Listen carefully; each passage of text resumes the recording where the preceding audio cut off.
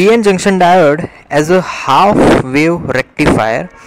Why name comes half wave rectifier? We learn in today's chapter, in today's topic. So here we are having PN junction diode. Now here we are using to complete this circuit. This is one transformer, right? So one transformer we are using in this circuit. So see, this is PN junction diode. Okay, now half wave rectifier means as an input we are giving these waves, and as an output we are getting this type of waves. See, if it is for full wave means this also comes here, this is also comes, means a negative portion also comes whenever we are talking about full wave. But here half wave, because of that we are having half wave.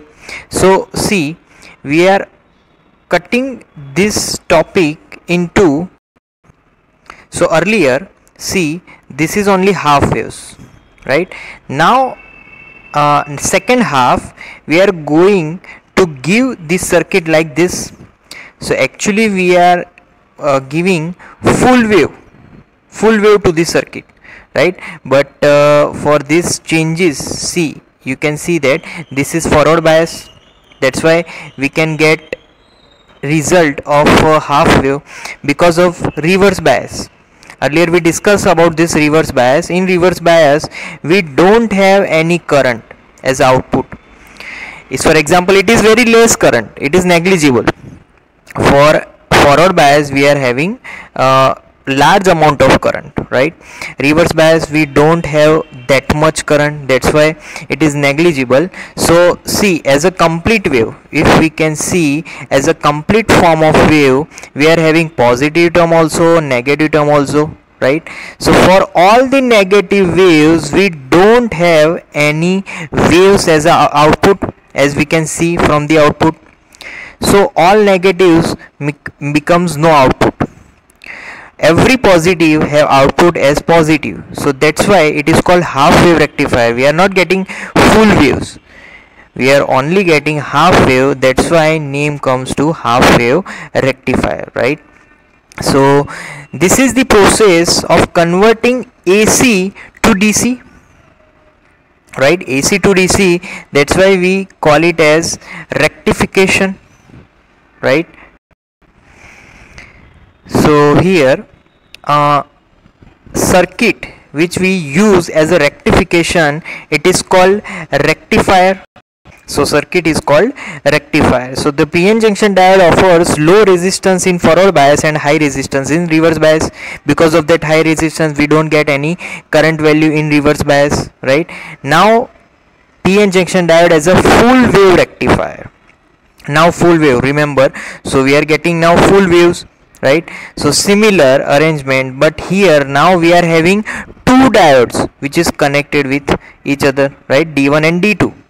Now one simple arrangement that comes in between these diodes, because see, D1 we perform it as in forward bias, and also D2 have to be forward bias at some level, certain level. So RL is the load resistance, right? So here see, always for all the waves we are having positive waves always, right? See, we can see that earlier D1 is in working, that's why we get positive. In second half D2 is working, why? Because of forward bias, again we are getting positive waves. So as a result always we are having positive waves, that's why full wave is rectified here, that's why this circuit is called full wave rectifier, right? So now special purpose of PN junction diode, it is Zener diode. Now what is Zener diode?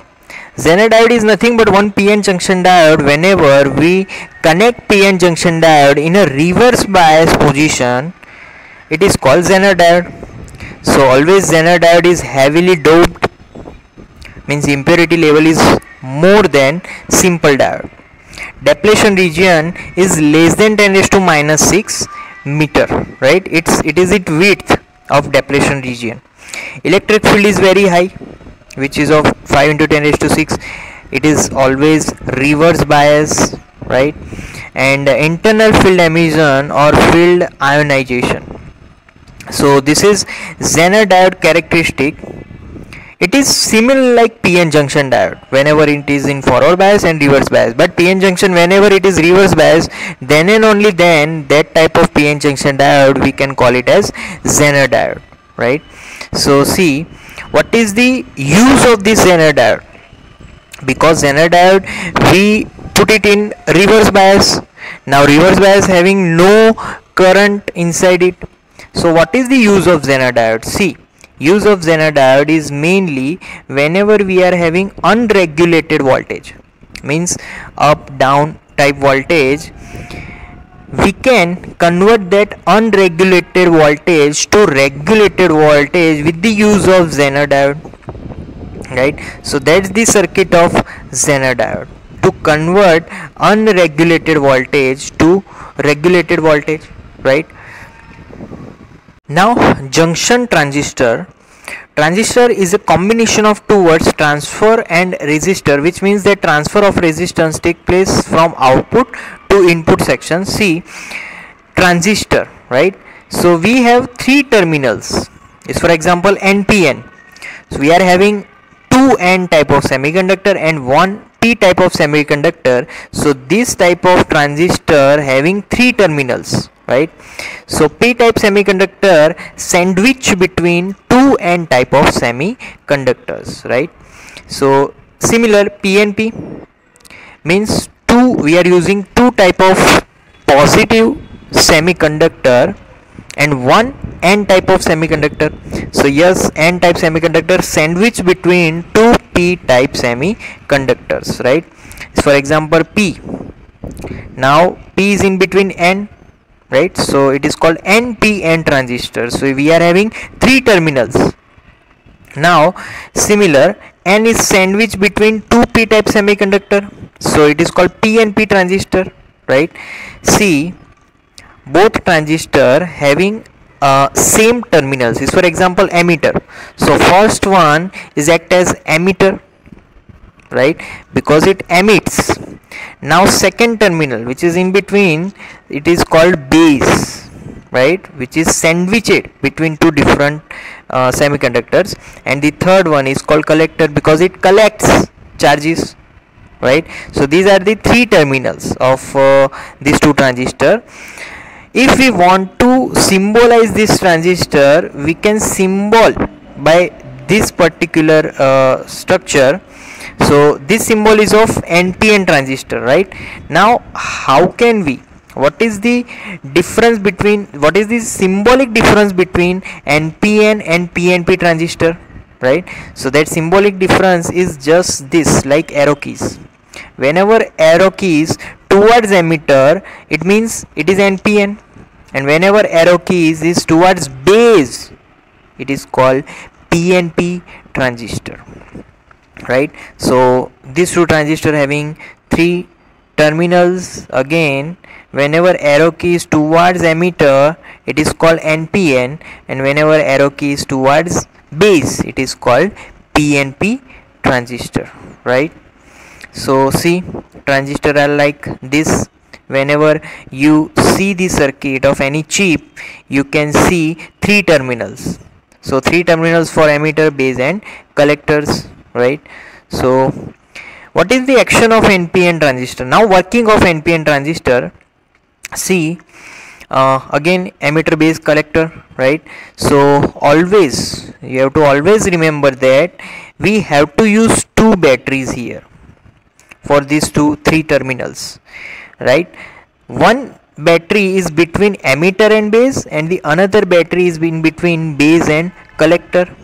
Okay, now NPN, as you can see that this, see, this is negative, negative should connect with negative, so that means that is forward bias. So this is in forward bias condition, right? Now this positive is connect with this negative, means it is in reverse bias. So this is forward bias FB and this is RB reverse bias, right? So always you have to remember that emitter base connection is always connected with forward bias and base collector terminals are always connected in reverse bias. That's the condition, we can call it as condition to work NPN transistor. Otherwise NPN transistor is not working then, right? So this is the circuit diagram of NPN transistor. So it is we can draw like this in symbolic manner, VEB and VCB, okay, emitter base battery and collector base battery, right? So this is the circuit diagram. Now see, VEB we call it as emitter base battery, always forward bias. VCB we call it as collector base battery, always it is in reverse bias, right? So always here we are getting current, right? Why we get current here? Because of minority and majority carriers. We know that N means majority carriers are electrons and P means majority carriers are holes, right? So see, emitter means emission. Which emission? Electron. So always whenever electrons are coming towards base and then collector, so 95% of these ions are just moving towards collector, only 5% of that ions are recombined in the base. So if we just taking ratio, so 95% towards collector they are getting, so collector getting 95% of the ions from 100% and base getting only 5% of the ions from 100%, right? So the current is carried by the electron both in the external as well as inside the transistor. So IE means emitter current is the main current, means 100%. IB, that is base current, because of that 5% only, and IC, it is collector current, it is 95%, right? Earlier we discussed about this current. Now action of PNP transistor. Earlier we discussed about NPN, now PNP. Always remember, this battery connect in forward bias always, and this is in always reverse bias. Then and only then transistor is in working condition. Similar circuit diagram by symbolizing it, right? So similar VEB, it is emitter base battery forward bias, VCB collector base battery which is in always reverse bias, right? Similar minority majority carriers, because of these carriers we are getting current in this transistor. Again 5% of the ions are getting to base and 95% to the collector, so 100% comes from emitter. So see here again same formula, IE is equal to IB plus IC, right? So now PNP transistor characteristic in common base configuration. Now common base configuration, remember what is common base? Base is common here, that is called common base configuration. So see, as we can see this circuit diagram, milliampere connect both the sides here and here also, to just check what is the current flowing through emitter as well as collector, right? We have to check the characteristic. That's how we can find PNP transistor working condition, right? So EEB, it is the battery which is connect with EB. It is connected between this E and B, and this battery is connected between in B and C, right? So to find voltage also we have to connect VEB, it is between emitter and base terminals, right? VCB collector base terminals, it is voltage. Okay, now we have to draw a graph between IE and VEB. So it is called input characteristic. See, whenever this is input and this characteristic are output, so from left hand side we are just putting input, and as a result we are getting output from right hand side, right? So IE and VEB is on the left hand side, that's why it is in input characteristic. So we are having input characteristic for different VCB. For different VCB means collector base. So is, for example, first we are having minus 20 volt. For that we are having this graph. For minus 10 we are having same. We are having, so characteristic are same as we change the VCB, right? So this is one type of diode, that's why we don't get straight line. Okay, now output characteristic means IC and VCB. Now what we have to change, we have to change input characteristic. Is, for example, IE. For input characteristic we are having IE and VEB, and we change VCBs. VCB is on output characteristic. So one output characteristic we have to change and then draw the graph of input characteristic, and here also one input characteristic that we have to change and draw the graph of IC versus VCB, right? So that is our graphs. Now second, that is PNP transistor characteristic in common emitter configuration. Now common emitter, right? So common emitter, see, now emitter is common, so you can see that, yeah, now base is connected input and collector is always as output, right? And emitter, as we can see, now it is common from this figure, right? It is now common. So again VBE similar, VCE, right? IB, IE and IC. So again we have to draw graph, because to know the characteristic in common emitter configuration, it is input characteristic, that's why IB and VBE. Now what we have to change, we have to change VCE. Okay, so VC, sorry, here we are having VCB. VCB, that is our actually here we are having one correction, here we have to use VCE. Okay, so to consider it as a VCE for 0 volt, then 0.1 volt and 0.2 volt. We are changing VCE like this, and we get the graphs like similar above. Earlier we discussed about this. Again, it is not following Ohm's law. Now output characteristic, that's why IC versus VCE, right?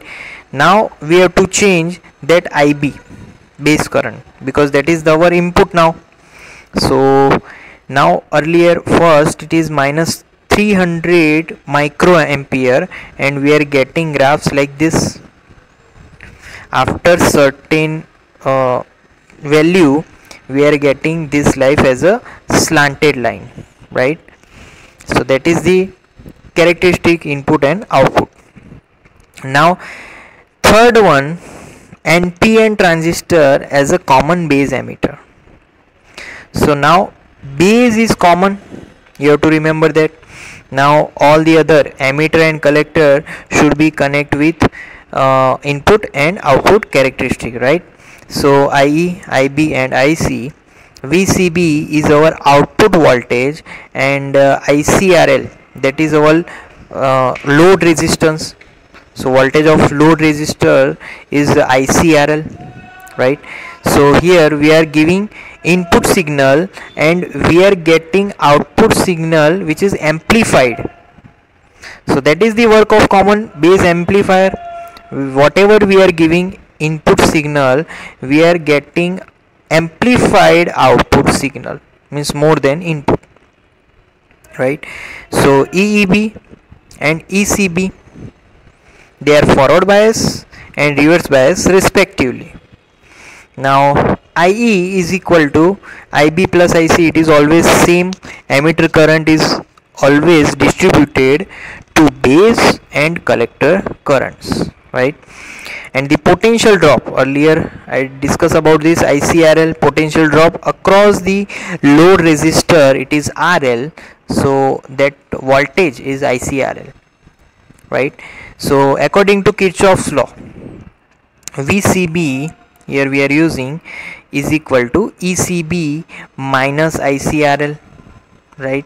So phase relation between the output and input signals. So this equation comes from Kirchhoff's law. Now positive half cycle